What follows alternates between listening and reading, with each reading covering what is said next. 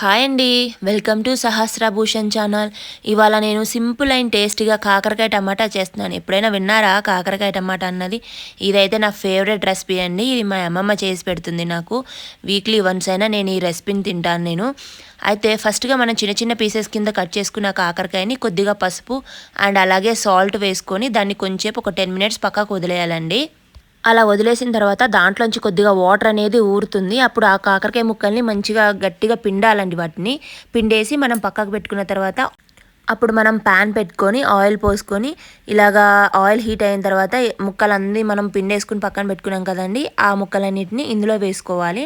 ఇది మంచిగా మగ్గనివ్వాలండి. కొద్దిగా ముక్క అనేది వడిలినలాగా ఫ్రై చేసుకోవాలి. ఇలా ఫ్రై అయిపోయిన తర్వాత దాన్ని పక్కకు తీసి పెట్టేసుకొని మళ్ళీ సేమ్ ప్యాన్లో ఆయిల్ పోసి ఆనియన్స్ అన్నీ మంచిగా మగ్గాలండి. ఆనియన్స్ మగ్గిన తర్వాత నేను అందులో కొద్దిగా కరివేపాకు వేస్తున్నాను నేను. ఆ దీంట్లో పచ్చిమిరపకాయలు అలాంటివి ఏమీ అవసరం లేదండి. జస్ట్ ఒక ఆనియన్ సరిపోతుంది, టమాటో సరిపోతుంది. ఆనియన్స్ మగ్గిపోయాయి కదా, ఇప్పుడు లైట్గా అల్లం వెల్లుల్లి పేస్ట్ వేస్తున్నాను నేను. అల్లం వెల్లుల్లి పేస్ట్ పచ్చి వాసన పోయిందాక ఫ్రై చేసుకోవాలండి. అది మంచిగా ఫ్రై అయిపోయిన తర్వాత అప్పుడు దాంట్లో నేను చిన్న చిన్నగా కట్ చేసి పెట్టుకున్న టమాటా పీసెస్ కూడా వేస్తున్నాను నేను. ఒక హాఫ్ టమాటో సరిపోతుందండి 1 కాకరకాయకి. ఎందుకంటే ఇక్కడ బెంగళూరులో కాకరకాయ కొద్దిగా అంత చేదు ఉండదు. అండ్ అలాగే టమాటాకు కూడా కొద్దిగా పులుపు ఎక్కువ ఉంటుంది. సో హాఫ్ సరిపోతుంది మనకి.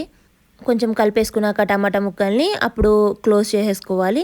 చూడండి, వాటర్ మొత్తం ఆయిల్ అంతా వదిలేసింది కదా, వాటర్ అంటే ఎవాపరేట్ అయిపోయింది. దీంట్లో కొద్దిగా సాల్ట్ వేసుకోవాలి అండ్ అలాగే పసుపు అండ్ కొద్దిగా కారం, ఈ 3 వేసుకొని కలుపుకోవాలండి.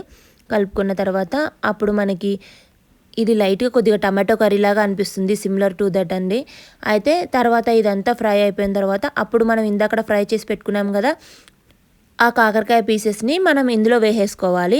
వేసేసుకున్న తర్వాత అప్పుడు దీన్ని మొత్తం అంతా కలుపుకోవాలండి. చాలా ఈజీ అండ్ క్విక్గా అయిపోతుందండి ఈ రెసిపీ కూడా. మనకి ఒక 2 మినిట్స్ తర్వాత తీసేసుకుంటే సర్వ్ చేసుకుంటే అయిపోతుందండి. అంతే, సింపుల్ అండ్ టేస్టీ రెసిపీ.